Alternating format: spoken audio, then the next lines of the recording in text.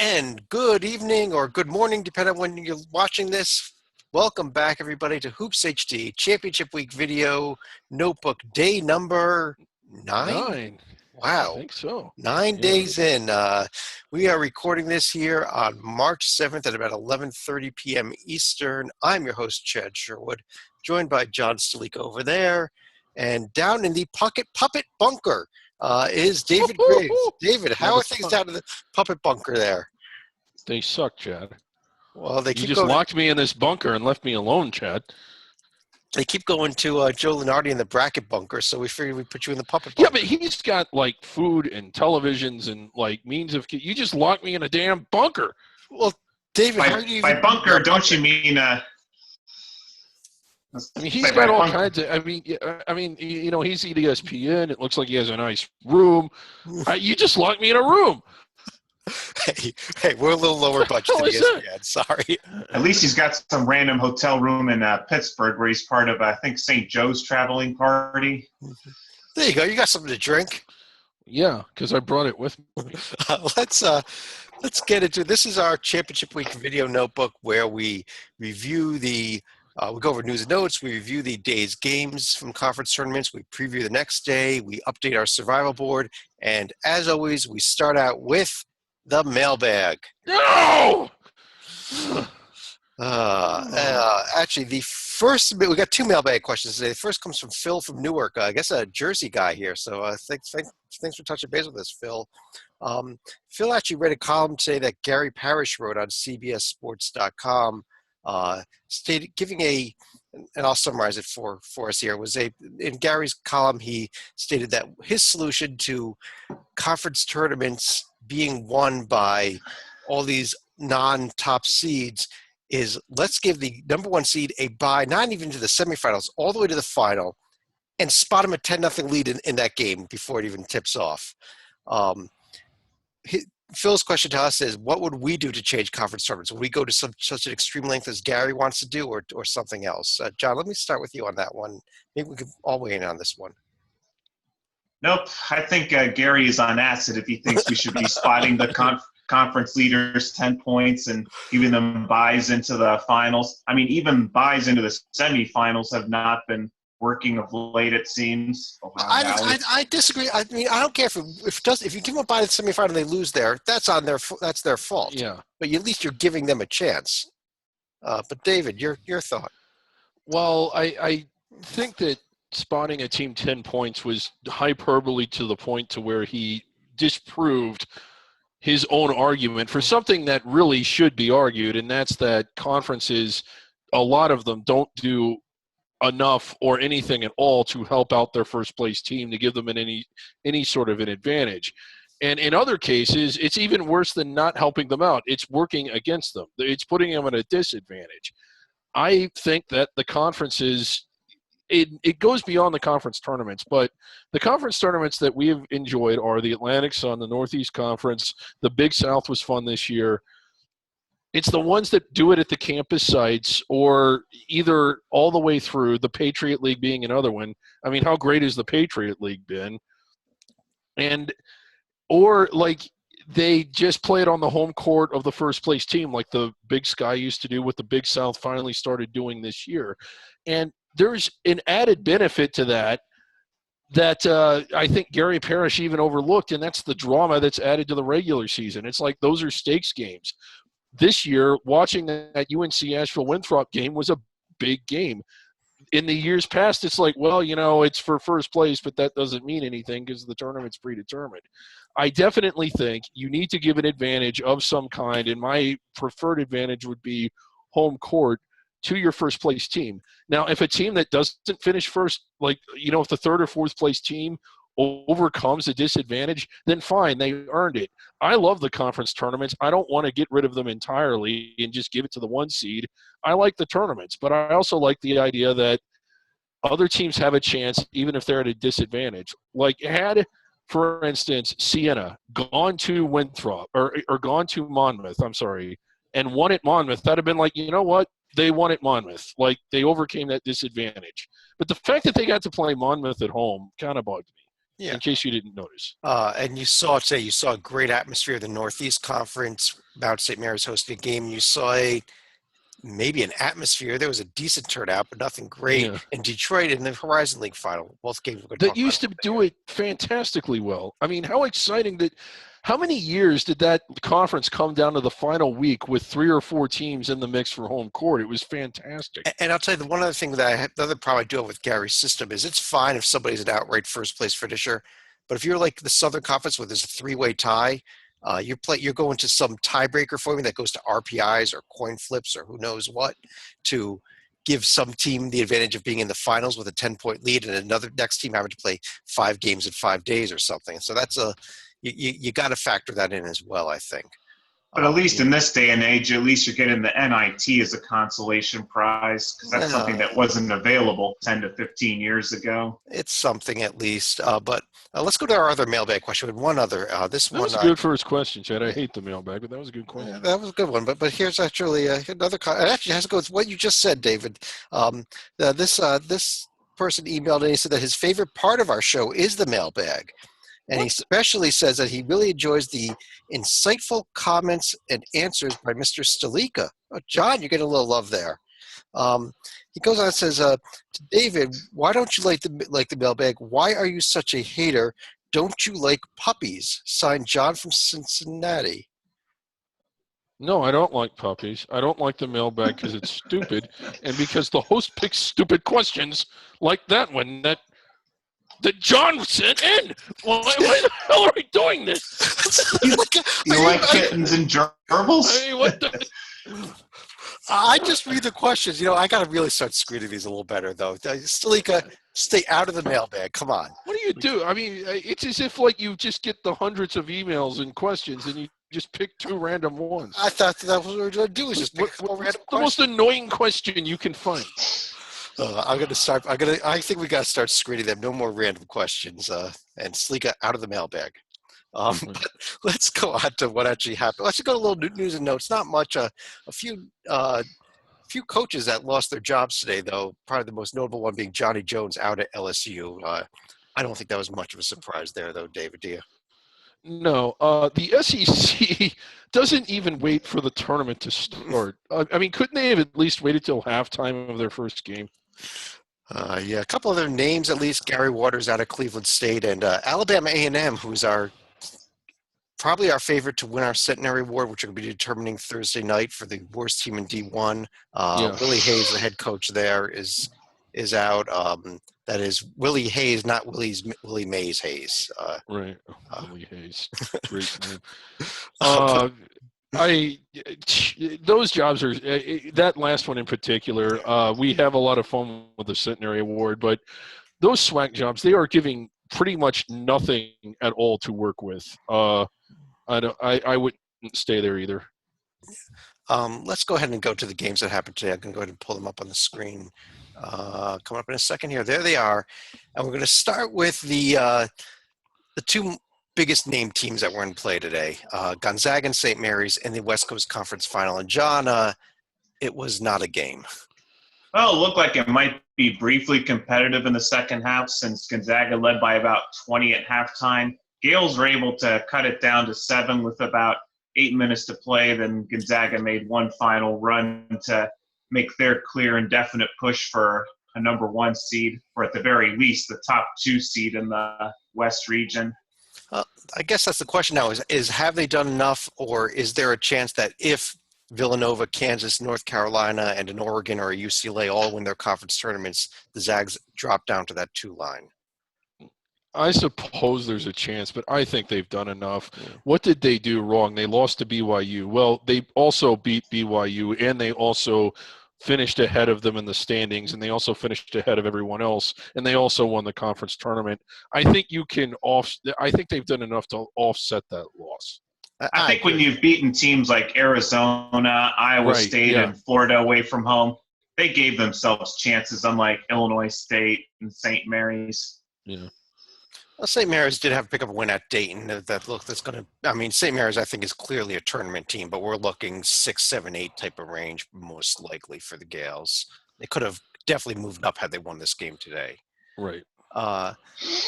We also had the championship game in the Summit League, maybe the game of the night, David. Although there's one other game that I think might rival it that we'll get to in a little bit here. But South Dakota State, 2-point win over Omaha, and just a thrilling game and an electric atmosphere there. Yeah, it really was. The South Dakota State fans have been out in force through this whole tournament. Tonight was obviously no different. I was impressed with Omaha. It was a virtual road game for them, even though that they were the better seeded team. And they hung in there. Like every time it looked like South Dakota State had all this momentum and all this crowd behind them, they fought their way back in it all the way to the end when they had a chance to tie or win. And this is a team that was recently a transitional program. For them to be in this situation is really remarkable. Yeah, their program's definitely on the right track. I know it's not much of a consolation because you're always bruised emotionally when you lose a big game like that. But I hope their season isn't over. I don't think the NIT is realistic, but hopefully they get a call from the CIT. This team deserves a postseason tournament. They really do. They could end up with the CIT. I think they've been there before. And Omaha there, the second year eligible for the NCAA tournament only, but that would have been impressive had they won it, but wouldn't have even been as impressive as something else that happened tonight. And John, that was in the Horizon League where the team in their first year eligible is going to the big dance. Northern Kentucky, a tough, hard-fought win over Milwaukee, but they did get it done. Yeah, they were able to keep one of Milwaukee's hot shooters in check. I think he had maybe 1-3 towards the tail end of the game, but made just enough stops on the defensive end to give themselves a cushion. And congratulations to the Norse on their first trip. Truly exceptional. 24 wins. Their first year off of transition, an NCAA tournament berth. Remarkable job by Northern Kentucky. I know that the tournament kind of fell apart, but they still won it.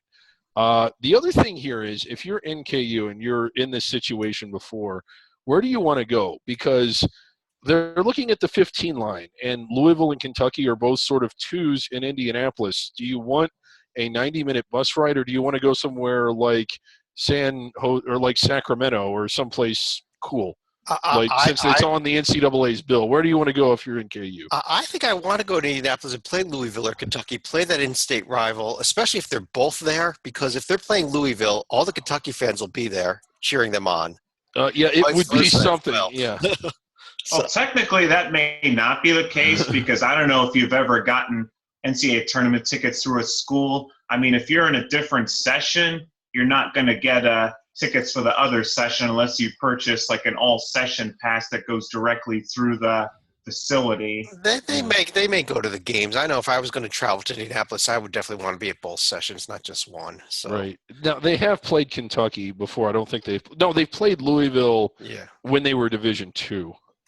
Sort of. And that was the exhibition at what was then known as the Bank of Kentucky Center and is now the BB&T Arena. Yeah, and the way that works, it used to be this way, and I still think it is, now we're getting off topic, is that those exhibition games are regular season games for Div 2 teams. They can be, or vice versa, that you can actually play a Div 2 team in a regular season game for the D1 team, but a exhibition for the D2. So that's interesting. I've seen that before also, but we are very off topic. Let's go back on topic and head over to the Northeast Conference. We talked about that electric atmosphere down in Maryland as Mount St. Mary's. David, kind of an interesting game. Mount St. Mary's jumped out to a big lead. Yeah. SFPA came storming back before halftime, 22-4 run, take the lead. And then the second half, Mount St. Mary's just turned it on again and started to run away with this thing. Yeah, they did. And they were the best team today. They were the best team in this conference all year long. They certainly earned this bid after needing a little help in that quarterfinal game against Sacred Heart. But glad to see Mount St. Mary's back in it. And they're probably on their way to Dayton, but it'll be a winnable game. I think that they're good enough to get to the round of 64. And here's a little bit of useless trivia. St. Francis, PA could have been the number 4 seed to advance to the NCAA tournament. The other ones that we've had so far are Jacksonville State, Northern Kentucky and South Dakota State. Right. Interesting. But we also have another piece of maybe even more interesting trivia. Junior Robinson, guard for Mount St. Mary's, 5'5", shortest player in D1, and he's in the NCAA tournament. All right. So we got the shortest player in D1. It's going to be, especially if they get past that 16 versus 16 game and go up against one of the 1 seeds, it'll be real interesting to see. I think historically that puts him an inch taller than Shanti Rogers and Earl Boykins. Yeah. Let's keep moving here. And things kicked off today in the ACC. First round day as Clemson, not that much trouble with NC State. Wake Forest struggled a bit with Boston College, and Pitt won a thriller over Georgia Tech, David. Yeah, Gottfried, his last game at NC State, and such an inspired performance by his players as they were fighting to send him out a winner. And, once the game was over, it looked like that they just couldn't wait to get back to the hotel and enjoy their gift bags. NC State might as well not have even come. At least Boston College played. Yeah, this was the game we said Wake had to win. If they'd lost, it would have been a bad loss. They might be in the tournament now, even if they lose tomorrow to Va Tech. But John, look at these 4 games tomorrow. Syracuse, Miami, Duke, Clemson, Va Tech, Wake, Pitt, and Virginia. Do you see any of the lower seeds winning? I think this is one of the reasons why people are projecting Syracuse in, is because it's not exactly going to be a bad loss if they fall to Miami right here. But I've said it before, I think Clemson is a prime candidate to possibly spring the upset right here because they're bound to eventually win a close game. Oh, I picked them to win this tournament. The game I'm looking at, I think Wake might take out Va Tech tomorrow. Oh, I think so too. Wake is playing really well. If Miami beats Syracuse and Syracuse is still outside the RPI top 80 with only 2 wins away from home, not just 2 wins, period, and they get in, I think everyone from the selection committee should be fired. It's gonna be an interesting day. All these games look like they're fun. They're all involving either teams that are either in the field on the bubble or were on the bubble at some point this year. Right. I think Pitt is the team that's most in danger of getting blown out of the building, though, getting that game against Virginia. We also had MEAC action today as the 3rd and the 4th of the first round games were played, and we actually had a pair of really good games today. That SC State FAMU game was a lot of fun. Yeah, that game was fun. Bethune-Cookman was down to Delaware State, came storming back and won that game. So it was kind of a fun day in the MEAC, and we're setting up tomorrow. Both those teams go ahead and play their quarterfinals. Only 2 quarters tomorrow, but NC Central, Bethune-Cookman, Norfolk State, South Carolina State. Slika, you see an upset in either one of those games tomorrow? I'm probably going to say Eastern Shore. Okay, again, it's the 1-9 and the 2-7 games tomorrow, the top and the bottom one. They need to start putting these in bold if they're tomorrow. Yeah. Okay, but David, do you see an upset tomorrow? No, I do not. I do agree with you. I like that Eastern Shore pick coming up on Thursday, but we're going to get that tomorrow night. Actually, this is the MEAC, so because of that, I'm taking Cookman over NC Central.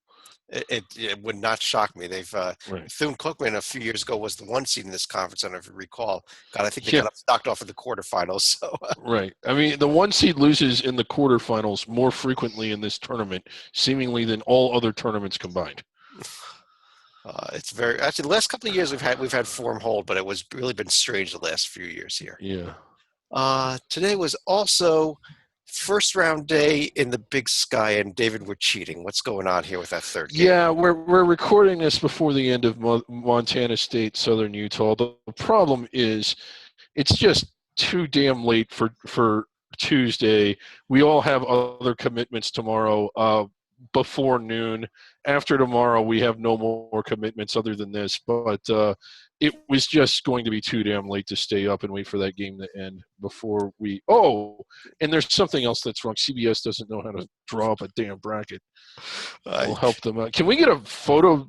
Yeah, what we're going to do is that we're going to take a photo or a screenshot of this and tweet it to them, trying to help them out here. Yeah. Just make sure you tweet out the bottom arrow because the top arrow looks a little bit questionable for a family show. So let's fix that there. Come on. I kept trying to draw on a computer screen. Come on. All right. Yeah, but we saw, I mean, I guess the Portland State Northern Arizona game was closer than that final score. The Sac State Idaho State game really wasn't that close. If you want to find out about the Montana State Southern Utah game, you should read about it in the morning, but we don't have the update there. But the conference is actually off for tomorrow, so tomorrow when we do our show tomorrow night, we'll be able to talk about that game a little bit, as well as preview the quarterfinals, which will be played on Thursday. Let's go ahead and go to the next conference here. Oh, if I can find a way to erase these things here. There we go. Most of them gone. All right. Let's get rid of that. Now we can go ahead and move on to the SWAC, the last conference in action today. Quarterfinal round day here, and we had 4 really close games. Southern taking care of Jackson State. If you were able to see it, then you were one of the very few people in the country because the stream was awful. You couldn't get audio on it, so shame on you, Southern. But Alcorn State Mississippi Valley State was down big in that game, came storming back, pulled within a point with under a minute left, David. They had a nice finish to their season after really, really, really struggling prior to that. But how about Grambling? And that was the game I was saying was my other choice for game of the day. This was a fun game to watch. I don't know if you got to see any of it or not, but it was back and forth, and Grambling was able to hold on at the last minute there. Can we do it, Chad? Can we do it? I know you said you didn't want to ever do this again, but can we do it? Can we adopt Grambling? Can we? Well, I will tell you, look at this right now. Alcorn State is ineligible to win it. So if they win the semifinal, whoever wins the Texas Southern Grambling game is in the NCAA. In the NCAA tournament, and it might be Grambling. And Alcorn State's going to be favored to beat Southern there. So Grambling may be one win away from an NCAA tournament berth. Right. Interesting timing on these games, too, because the Texas Southern and Grambling game is actually going to be 3:30 in the afternoon on Friday, and Southern and Alcorn at 9:30. Yeah, they play them with the women's games, so they play the women's games at 1 and 7. They intermix the sessions there with a women's game and a men's game. Yeah, it's going to be interesting. Also, as of right now, there is no coverage whatsoever available for either of those games. Hopefully something... The greatest moment in Grambling history, and there's no coverage there. Come on, SWAC! I'm still hoping they announce a stream come, Friday morning, but we'll be talking about this conference in a couple of days again when these games are coming up. Right.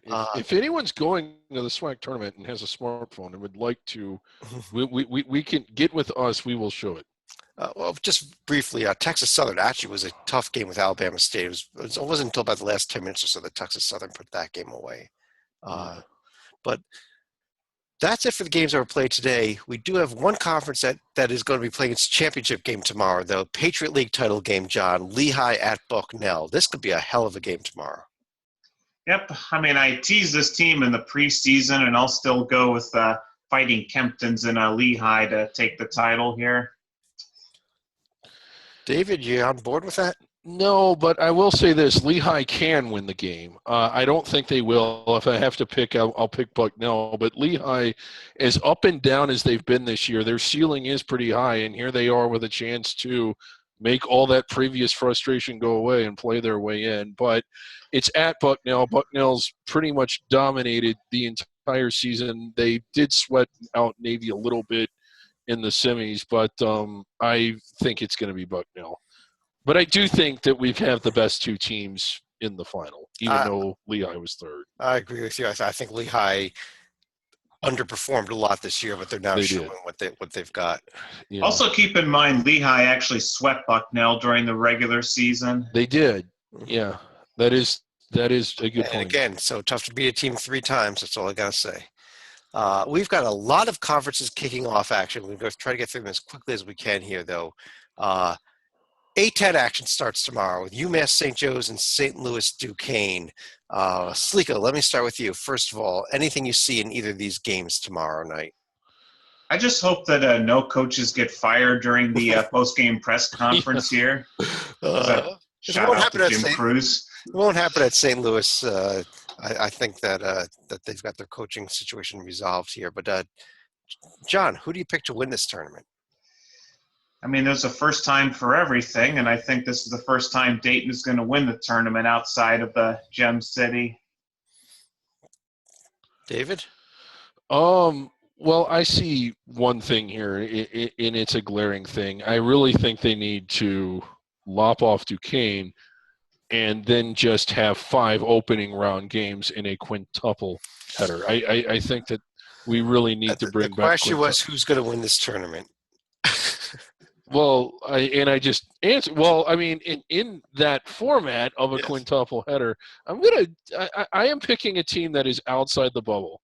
I am going with the Richmond Spiders. I just have a feeling about it. I think that they can do it. You just pissed me off, David.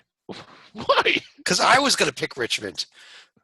Well, they've played well in conference. I like Chris Mooney. Everybody says I'm crazy for that because he hasn't really performed since coming to Richmond, but I think they get it done. I like Richmond to win the tournament. I hate to do it, but I'm going to agree with you. I like Richmond as a sleeper team to steal this tournament bid here and steal an NCAA bid. That's scary because no, I mean that's not even a dark horse. That is who I think will win. Yeah. But I think the other thing we have to circle in here, if I can get out my pointer, is going to be the quarterfinal match between Rhode Island and either St. Bonaventure, UMass, or St. Joe's, because that's a game Rhode Island absolutely must win if they want to remain in bubble contention, and probably need to beat Dayton in the semis too. I think they need to beat Dayton in the semis. And it can't be Davidson or LaSalle. It has to be Dayton. Exactly. It's got to be Dayton. It can't be. If there's an upset there, they probably have to win the whole thing.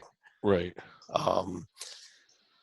We also are kicking things off in the Big East tomorrow. John, your Xavier Musketeers playing DePaul as well as St. John's versus Georgetown. You want to call an upset tomorrow? I am definitely not calling an upset for Georgetown given the way they're playing, and I don't think DePaul is going to be pulling off any upsets. In fact, I think my Xavier team is going to beat DePaul. I think they'll actually beat Butler. Ooh. And then, depending on who they draw, I think they'll actually get to the championship, but end up losing to Marquette in a nicely fought final. Okay, David, do you want to correct him? Well, I think Nova is going to win the tournament. It's been a minute. Have they won one in the new format even? I don't think they have. They beat Xavier 2 years ago. Oh, that's right. They did beat Xavier. But as far as, I think Butler stays in the protected seed range. I think Marquette and Seton Hall, that's pretty much just they're playing for seeding at this point. As far as the teams that are in the bubble-ish range, I do think that Providence gets it done against Creighton. And I agree with John. I think Xavier, after playing Butler tough twice, I do think they get it done in the quarters and get to the semis, and who knows what they'll do against Providence. But my point about Villanova is this is too much of a minefield for them to really, I guess, put too much into these games because they're just saving their energy for the NCAA tournament. I disagree completely. I think Villanova is going to win this conference tournament. I think they're going to win it by beating Providence in the semifinal, in the finals. Providence in the semis. That would really Providence is going to beat Butler in the semis after Butler beats DePaul in the quarterfinals. Really? So you think Xavier loses? Well, that's pivotal because if Xavier loses tomorrow, I think they're out. I think Xavier's going to get a nice home game in the NIT. Chad has this strange dream that Tim Floyd is going to be coaching the Musketeers. He needs to get out of it. We'll wait for the offseason for that one. But having a seizure. Big Ten starts tomorrow with Ohio State Rutgers and Tim Miles versus Penn State. David. Well, it's just there you see Nebraska ranked 12th in the nation, number 12, very much in the protected seed range, and I think they get it done tomorrow, and they're going to really be contending for that number 2 line. I think Ohio State and Nebraska are winning tomorrow. I think that John's got to stop drawing on my screen before I throw off the podcast.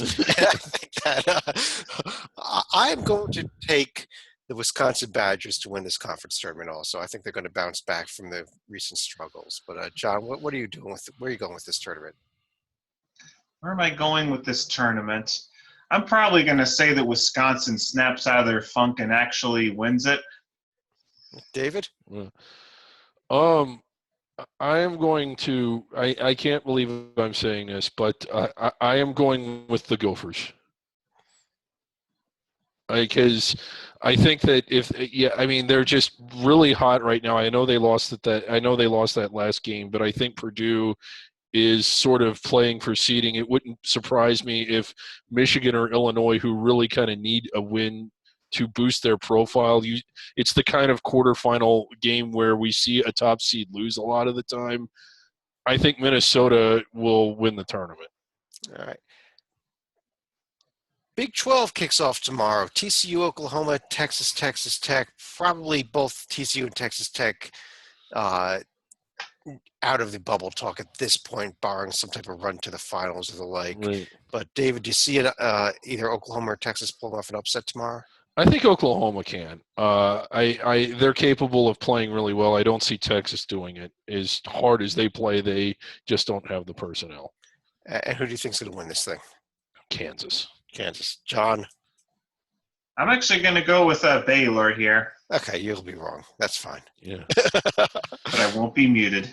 You won't be muted. You won't be muted. I'll respect your pick of Baylor, and if you're right, you're right. But I think Kansas is going to roll to the finals. So roll to the championship for the Big 12 and into a 1 seed.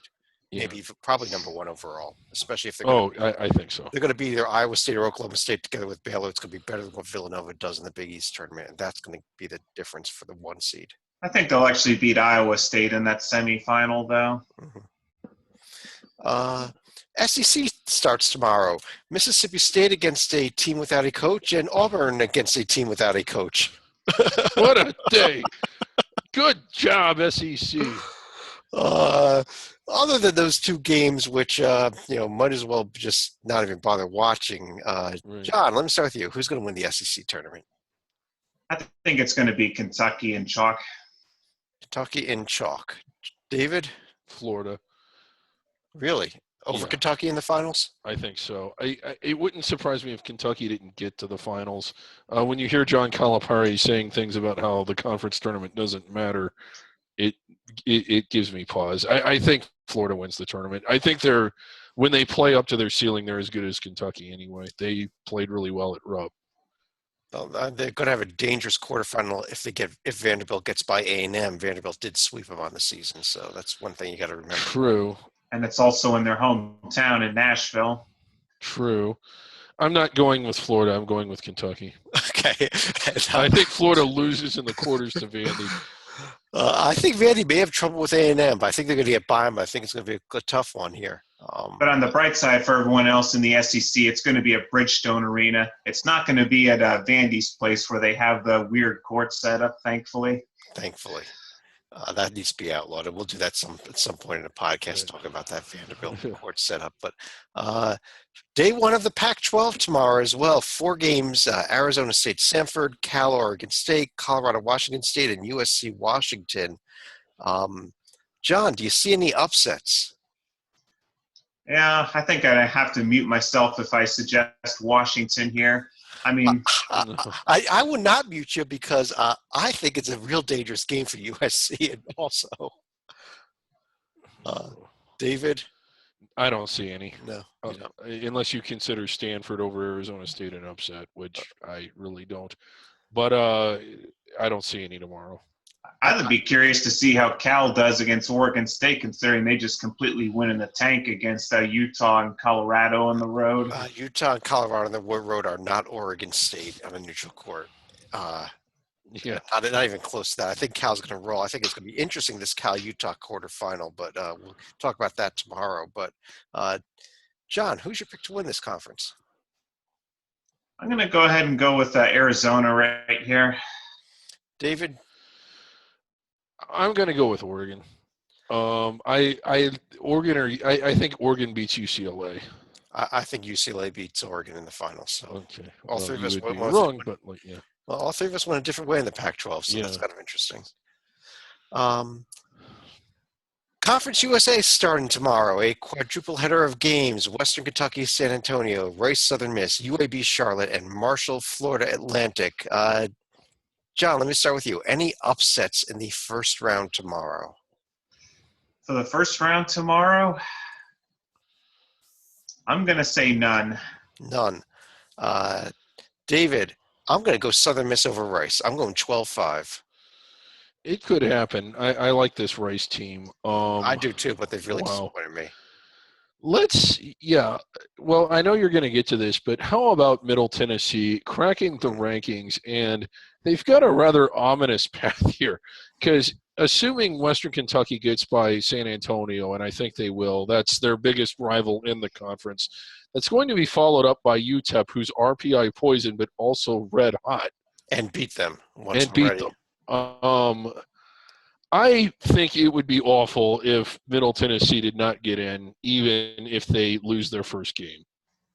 Well, but I think, don't know. I mean, every win they get here, they're going to feel more comfortable. I'll put it that way.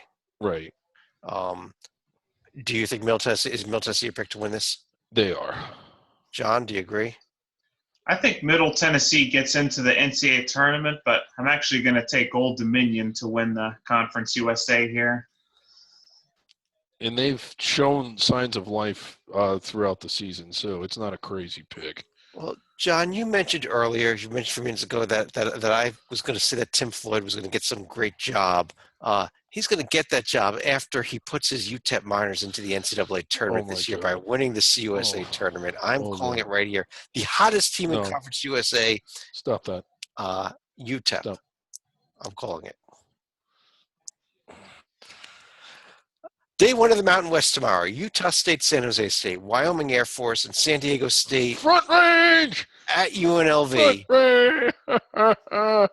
How about this bracket? We've got a front range game tomorrow, followed by a front range game. Oh, I love it. Better be Wyoming and Colorado State. Yeah. Let's, David, any upsets tomorrow? No. Let's see. I'll go with San Jose State over Utah, if that's an upset. I'll go with that also. And John, who do you think wins this thing? I'm going to go with Nevada here. They're going with the 1 seed. David, you can go 1 seed also? No, I'm going with Colorado State. I know that they're not very deep. I know they lost 3 KU players in the middle of the year, but I also love how they played down the stretch. I think they get a ton of steam built up, and I think I think they win this tournament. Yeah, I'm really excited about that Colorado State-Wyoming, though, quarterfinal, if it happens. That amazing game we saw at the end of the regular season with the court stormings. But, right, yeah. I'm going to agree with you again, David, though I hate doing so. I'm going to agree with you, Colorado State. I'm going to take them to win this tournament. And I think Nevada, if San Jose State gets by Utah State, Nevada could be in trouble in the quarters. I'm just saying that. Yeah. Sunbelt starts tomorrow. We've got the first round games, which will be followed by a day off before we get to the quarterfinals. But we got Coastal Carolina South in the first ever Sunbelt tournament against South Alabama, Arkansas State, Louisiana Monroe, Louisiana Lafayette, Little Rock, Troy Appalachian State. This conference going back to the full 12-team tournament this year after a lot of years of a latter 8-team tournament. John, any upsets tomorrow? It will not be Appalachian State, but it will be Little Rock. We need to stop asking. Gosh, Appy State needs to be eliminated immediately from this tournament. David, do you have any upsets tomorrow? No. I think the chalk holds tomorrow. And who's your pick to win this? I'm going to go with UT Arlington. Georgia State, Georgia Southern are all certainly capable of winning it, but Arkansas State, you got to watch out for them too. If we get a semifinal of Arlington, Arkansas State, Georgia State, and Georgia Southern, that's a hell of a semifinal. But I think Arlington wins it. I don't think we can get those. I think somebody will get knocked off, but I do agree with you that Arlington's going to end up winning this tournament. I think they suffered their bad loss when they lost that Lafayette game at the end of the season. Stalika. I actually think Texas State can knock out Arlington in the semifinals. They've already done it once this year. Yeah, they did. But I think it'll clear the way for Georgia Southern to actually win the Sun Belt. That's going to be my pick. Okay, Georgia Southern. We have one more conference left that's starting tomorrow. If I can get the cursor back here. Southland Conference. First round day, a ladder format tournament. Boy. Sam Houston against Central Arkansas, Lamar, Southeast Louisiana. And how about Sam Houston? At one point, the the leader in this conference falling all the way down to the 5 seed, having to win 4 games in 4 days, David. Yeah, and again, they shouldn't have too much trouble tomorrow. But Houston Baptist up to a 4 seed. They were one of the conference leaders, or not leaders, but they were very close to the top of the board a year ago. Had another good year this year. And But Corpus Christi came out of nowhere to steal that 2 seed also. Yeah, they did. Corpus Christi showed signs of life out of conference. They were one of the few teams that did. Then they were sort of pathetic through the first half of conference play, but a very strong finish for them. David, who are you going with to win this? To win it, I am going with the 1 seed. I am going with New Orleans, and I think they are a super dark horse in that they can get to the Elite Eight, Chad. Yeah, you keep thinking that. John? I think there's going to be more wailing and grinding of teeth about number 1 seeds when New Orleans loses in their semis. So I'm going to go ahead and take Corpus Christi to win this one.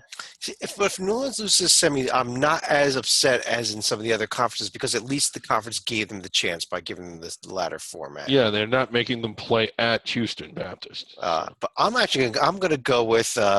I know that they're not the team they were the last few years, but I'm going to go with Stephen F. Austin here.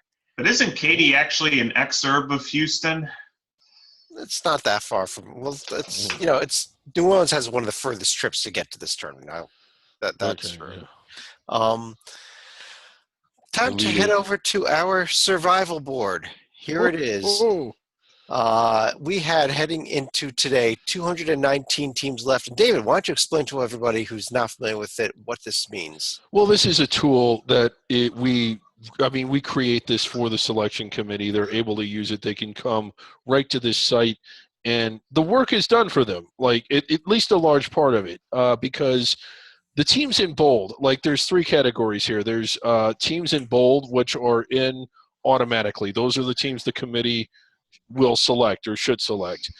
Then there's the teams that are in regular type. You see Pittsburgh there. You see most of the Atlantic 10 there in regular type. That means the only way a team can get in is with the automatic bid. And then you see the italicized teams. Those are the teams that the committee needs to think about. Maybe you take them, maybe you don't. And maybe they may come out of italics if they don't do a little bit more work here as well. A team like Texas Tech, right, we would not think they should take them right now. But if they made a run to the Big 12 championship game, maybe you got to think about them. So they're still in italics. And again, it's a tool for the committee. They come to this site and they see what they're supposed to be doing. And you see things like heading into today, we had 2 teams alive in the Summit League. Only one was going to make it. We had 7 teams left in the SWAC because Alcorn State's ineligible for the NCAA tournament. Let's go ahead and see what happened as a result of today's games. Here we go. We were at 219, and we are now at 206. 206, yeah.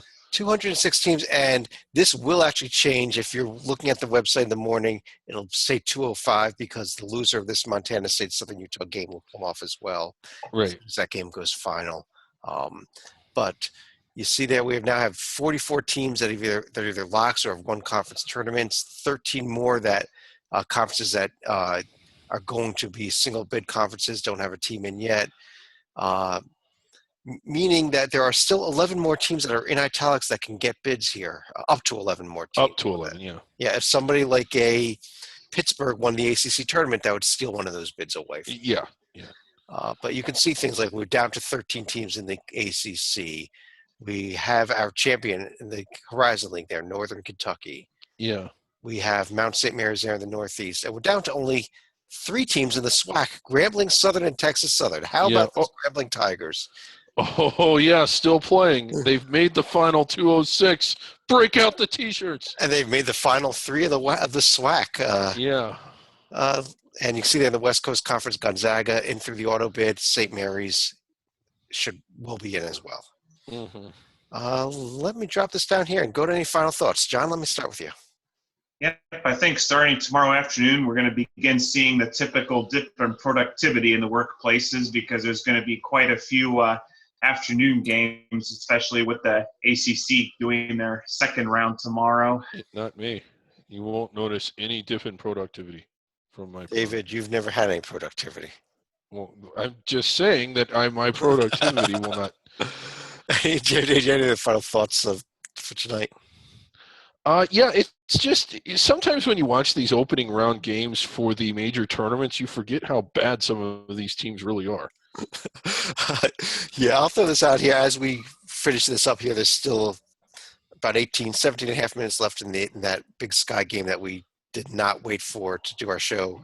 Montana State looks like they're going to take it. They're the sixth seed over Southern Utah, the last place team. So expect Southern Utah to be off the board in the morning. For those of you that really wanted us to wait up till the end of that game, we do have to offer our sincere apologies. David, right. We got to do better next year. Yeah, we will. Maybe. But on behalf of John Slika and David Griggs, I'm Chad Sherwood. Thanks for joining us. And we'll be back again tomorrow night, and we'll start having updates about our mock NCAA Tournament Selection Committee. A little bit of preview of that at least tomorrow night as well.